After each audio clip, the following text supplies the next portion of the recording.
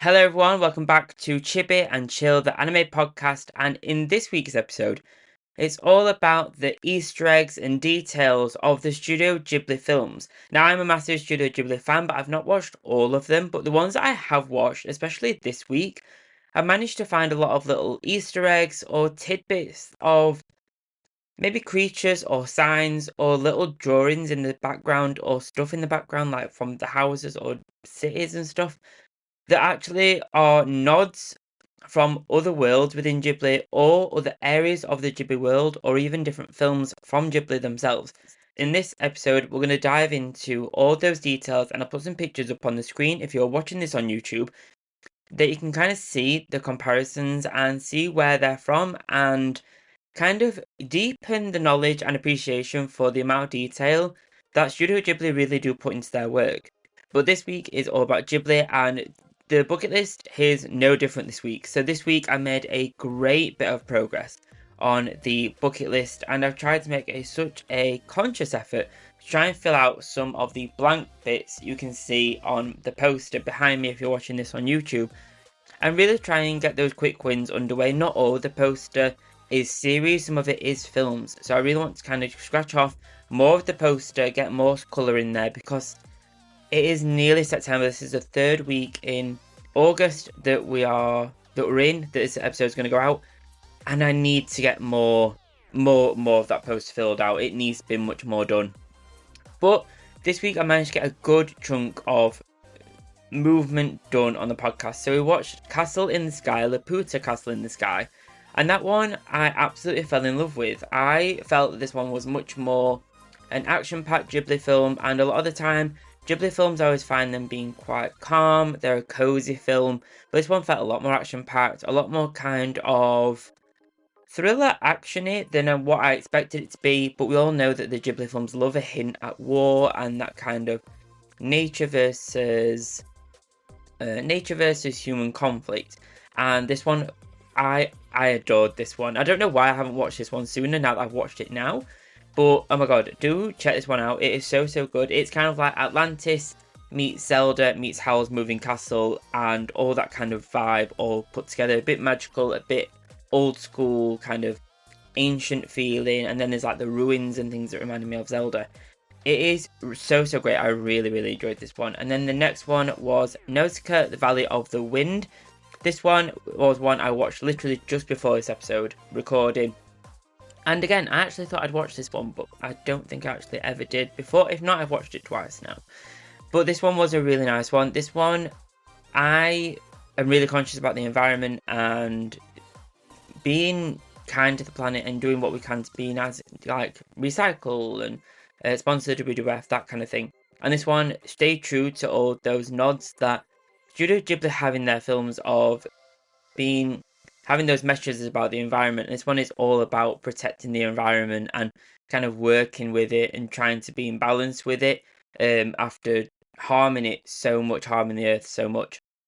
And this one was right up my street. Again, I absolutely adored this one. This one got me gripped right from the beginning. I thought it was super glorious. The actual world, as grim as some areas of it kind of look from the machinery point of view, there's this really wonderful, weird, extravagant kind of natural world that surrounds them and how the humans are trying to live with it, as dangerous as it can be, but they kind of work out why it is. It is really interesting. If you're super into nature and protecting the earth and all that kind of thing, do watch this one. It is such a good recommendation for that kind of vibe. The next and third and final Ghibli film on this list is The Cat Returns. This one was all about kind of the cat kingdom and this hidden world of cats that's apparently all around us. And this one was super cute. This one felt like one of the Ghibli films where it felt a lot more kiddified. So I didn't quite get into this one quite as much. I couldn't quite connect to this one quite as much. I've got a lot of cats. So it was quite nice seeing a lot of the characters being cats. That was cute, I have to say. But I don't think I got into this one quite as much as Castle in the Sky or Nausicaa. I didn't quite get into this one quite as much, but I'm still glad to have watched it. I do want to work my way through all the Ghibli films, so it's nice to kind of tick that off, and I will be scratching it off the bucket list at some point soon as well. So excited to get another box out of the way. But I've met some series developments as well this week. So Naruto is now on 166 out of 200, so close to Shippuden. And then we're on Cowboy Bebop. So this week I started a slightly another series because why would I finish one before starting another one? That just doesn't sound right, does it? So I started another series this week.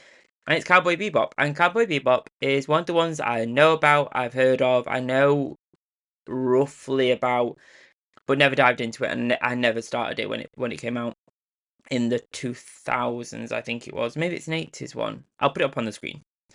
But this one is more like a bounty hunt, more kind of gripping, thrillery kind of anime. And actually, I'm on episode 6 at the minute, and I got really into it. I'm actually really surprised I did get into this. I didn't think from the visuals I've seen, I didn't quite think it would grab me, if I'm honest. I didn't think it was going to be for me. Not that my kind of vibe. But actually, 6 out of 26 episodes so far, I think I'm being proven wrong. I'm not 100% sold on it just yet, but maybe in time it'll really change. But diving into an older anime like that is so nostalgic, and it's so nice. It's so nice. There's kind of a certain style to them that is so different and so nice. Maybe it's because I grew up with that kind of style of anime, that maybe it has a more special place in my heart now for kind of watching them nowadays. But honestly, it's really interesting. I didn't think I'd like it, and I think I do. I'm not 100% sold, but as I kind of make more progress on the 26 episodes, finish the season, and then do the movie as well, I think then I'll have a final verdict on that one. But a good chunk of progress done on the bucket list week. Finally, I'm so happy to have finally done that, made some more progress, and hopefully we'll keep this momentum going. I kind of really need to try and get that poster filled up as it should. I really set this challenge for 2024, and I'm really trying to not regret that because there's so much on that list. But let's try and do it. We love a challenge, so why not? But enough about the bucket list challenge. I'm sweltering. I'm going to open a window, and then let's dive into the details, Easter eggs, and hidden gems of the Studio Ghibli films and the worlds that interconnect between them. So the Ghibli films are filled with these little Easter eggs and kind of special details that you'll only actually notice if you've watched other films from the Ghibli series or film library, I guess. And it's these little moments of Easter eggs and details that make the films super special as a fan of Ghibli films, and it'll make you kind of want to rewatch them over and over again to find more of them in other films or even in the same film. So in this episode, I'm going to dive through a bunch of Easter eggs and details that you need to try and find in your next rewatch of the Ghibli films. So the first one is all about the film Whisper of the Heart, and this one is there's a Totoro book in the library. So the scene where Shizuku has gone to find a book as part of her plan to read 20 books during the summer, and she picks out a book from one of the shelves. Beneath her, like right where her kind of face is, where she's reaching up, there's a book that says Totoro on the side, and it's so cute. It's not My Neighbor Totoro, that would have been too small, I guess, but they've just put Totoro on the spine of the book, and that is really cute. It's only small, and you'll miss it after a few seconds, but it's nice if you do pause this in the right point. You'll see a little a little book that says Totoro on the side. In the next one, this one's actually Kiki's Delivery Service, which is one of my favourite ones. And there's actually a young Hayao Miyazaki in the crowd that's around the television in one of the scenes. So in the top right corner of the image, you'll see this character, and he's got like bushy eyebrows, a little white shirt on, big chunky black glasses, and it's actually a little like character version of Hayao Miyazaki, the obviously really famous director and animator from Studio Ghibli. And it's exactly a lookalike of him. It's super cute. And I feel like the more kind of digging we'll do for these specific kind of ones where we see a character being animated, the more we'll kind of see them in the films. I feel like there's so many more, I feel like there's so many more of these than what I think there are listed. There'll be loads. Now that I kind of feel like these aren't one of the ones I thought I'd expect to have found, but this is super cute. So this one is a little bit of the mix of worlds, and I don't know if they do these because of the idea of just giving fans Easter eggs and just kind of allowing us to kind of find these little gems of other characters in other worlds? Or is it because the worlds are really interconnected? I'm really unsure whether what kind of theory works best for that one. But in Howl's Moving Castle, there's Pazu from the Puta Castle in the Sky lookalike runs across the screen. And it's kind of like he like runs down the street past Sophie from Howl's Moving Castle. And it looks just like it's like same kind of outfit, same kind of size. And I wonder, because it's Howl's Moving Castle, is it that Sophie, the world that she's in, is actually very heavily linked to Castle in the Sky? Is it because that's so linked, or is it just an Easter egg that maybe some fans will notice this, some won't, kind of thing? I think it's maybe the first one where actually there is a connection between the rest of the Ghibli world and Howl's Moving Castle in one big universe kind of solution. The next one is the Inspirited Away. In the big bathhouse in like the baby's bedroom, Yubaba, her baby's bedroom, there's like all the giant cushions, giant toys, and the kind of like the plushes on the floor. One of the big cushions has Gingy from Kiki's Delivery Service embroidered twice, so one upside down and one the right way up. And it's identical. It is exactly Gigi, and this is so, so cute. And I don't know, maybe they should make this an actual cushion because it's really, really cute. But this was one that I never, ever saw in the film. In fact, actually, I haven't seen any of these in real life. Now that I've found like these lists that feature these, I really want to go and rewatch them and find them again because honestly, they're so hidden, but some of them really aren't. This cushion's in plain view. In this film, little like scene, it's right there. It's not hard to spot, but it's literally there. And this isn't a small scene either. So I don't know why I didn't even notice this, but love that Gigi's getting a little bit of like extra screen time on a cushion on Spirited Away. In the next one, in Kiki's Delivery Service again, Kiki's Delivery Service seems to get a lot of details, and maybe it's because of the cats and stuff, maybe it's just because of the actual vibe. But Kiki's Delivery Service, you can see May and a mini Totoro are painted on a little cardboard house on the bookshelf, the kind of like where these little giraffe and the little like jars and stuff. There's a little house that's painted. It looks like a little dollhouse, but maybe it's just like a little decoration. But you can see a little May and a tiny Totoro look alike. It's got all the little like fur circle here and stuff. It's super, super cute.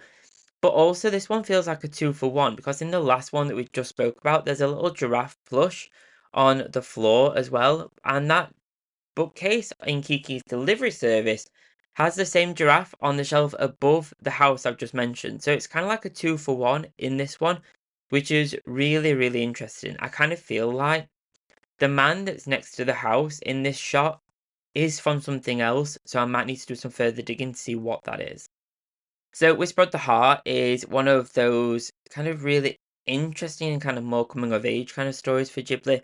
And this one in the scene where we see the Baron figure being actually like made and kind of finished off, there's a mini and a medium Totoro and Gigi dolls or plushes maybe in the workshop behind the Baron. So you can see like a little plush of the little white Totoro and the big blue, well, medium Totoro, when they're usually in like the little line.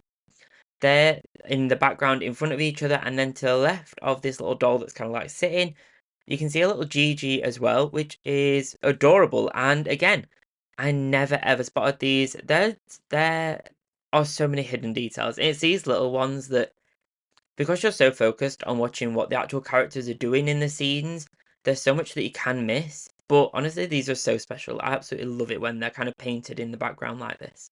There are some Easter eggs where they're maybe not specifically from the world of Ghibli, like the characters and things like that, but sometimes they just like to put their name on stuff. And from up on Poppy Hill, there's a Ghibli sign on the side of the ship. It's like on a little like oval, like a really like old school style sign, and it just says Ghibli, which is nice. And there's another one of these on the bus on Kiki's Delivery Service, where it's kind of like a bus when I think she's falling or she's about to fall off the broom or something. I can't remember the actual scene, like what's happening in the scene, but in the picture you can see it says Ghibli, absolutely massive on the side of the bus. I feel like I did spot this, but now that I've seen it again, I'm really questioning whether I did, and it's most likely that I didn't, let's be fair.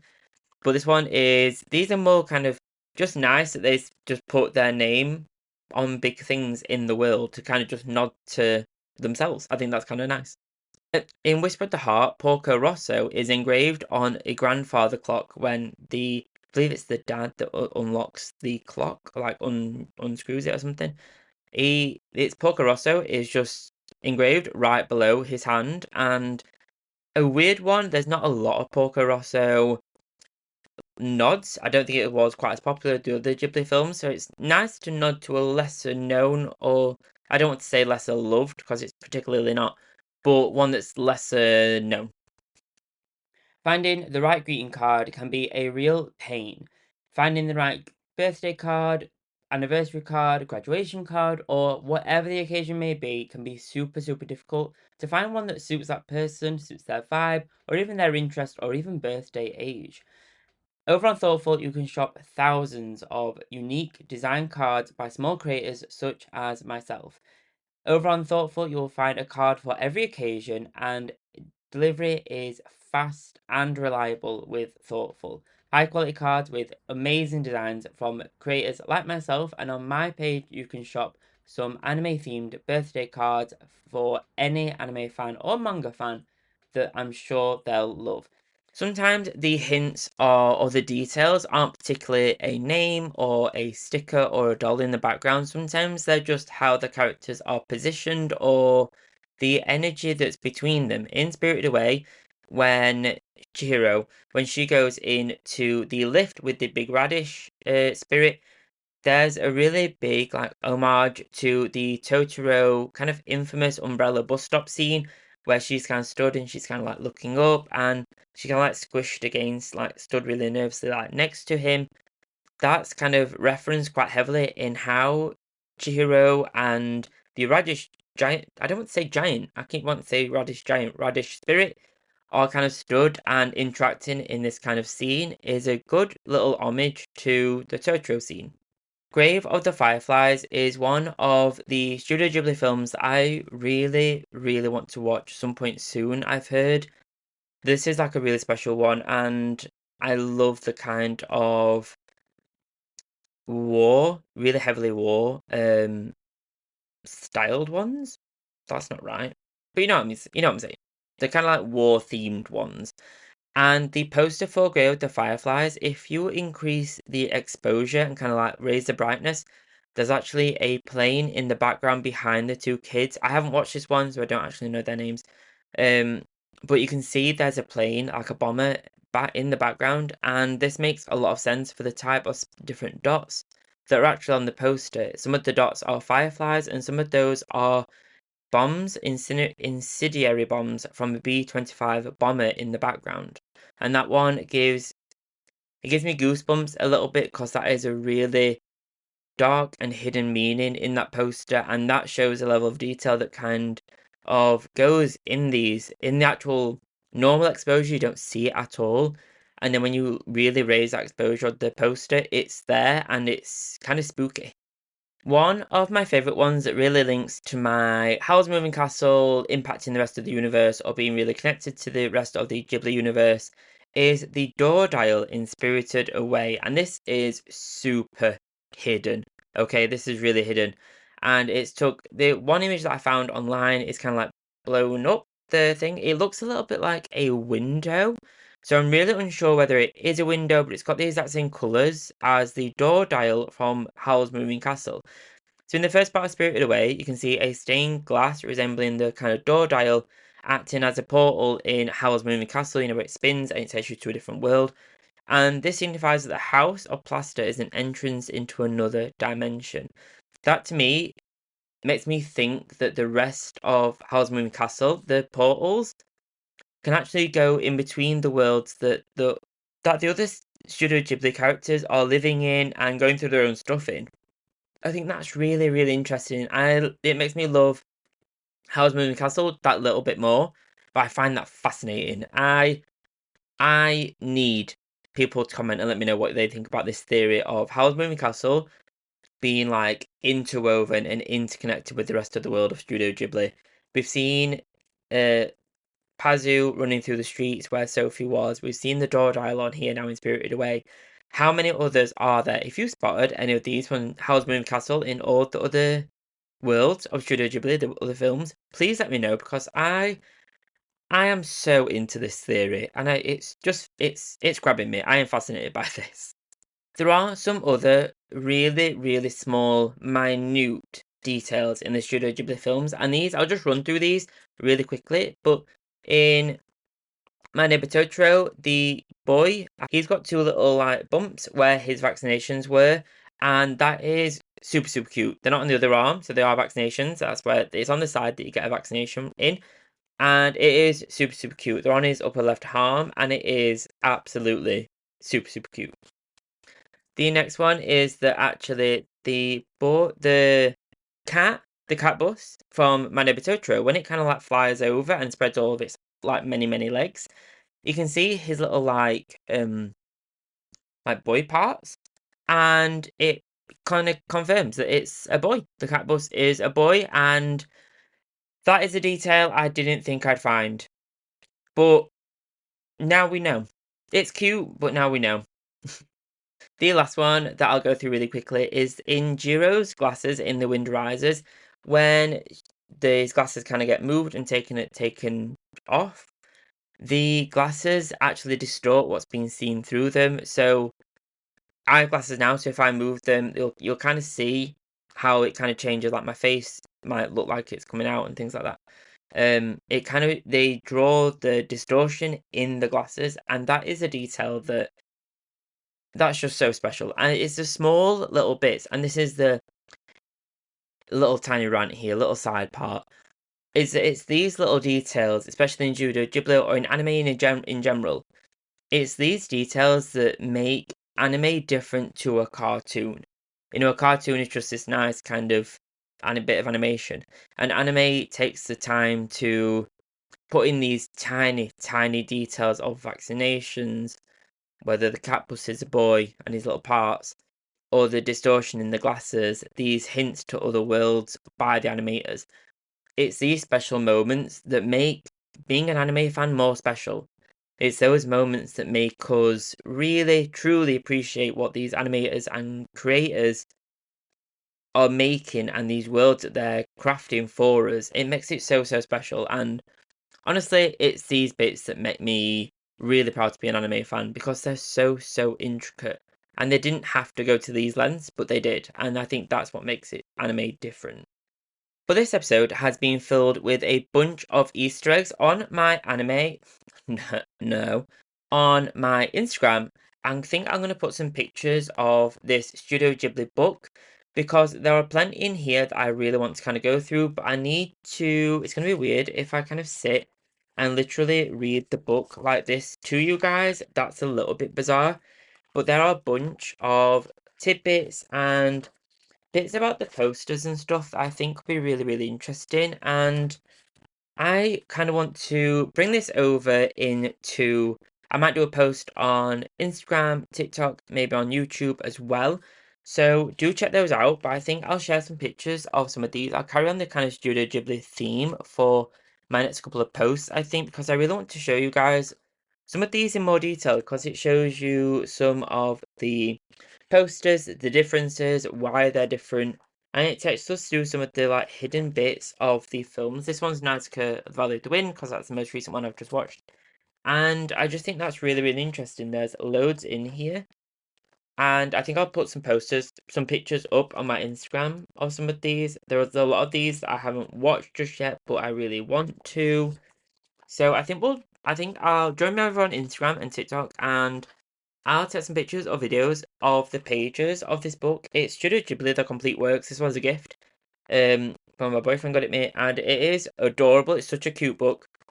If you're a Studio Ghibli fan, definitely get this. But I think I'll put some pictures on there to stop this episode being super, super long. Maybe I'll do a part two. Maybe I'll do a part two of this video with more of that the postery, graphic kind of side of it. Maybe I'll do that. Let's see. Let's see. But thank you so much for joining me on today's very Studio Ghibli focused episode of Details, and then the very Studio Ghibli focused bucket list update as well.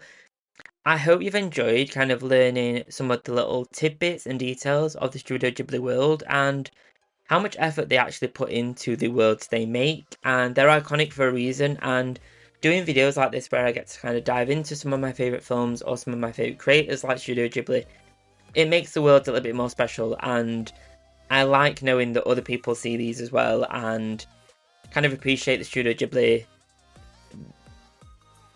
company, animators a little bit more, the creators a little bit more.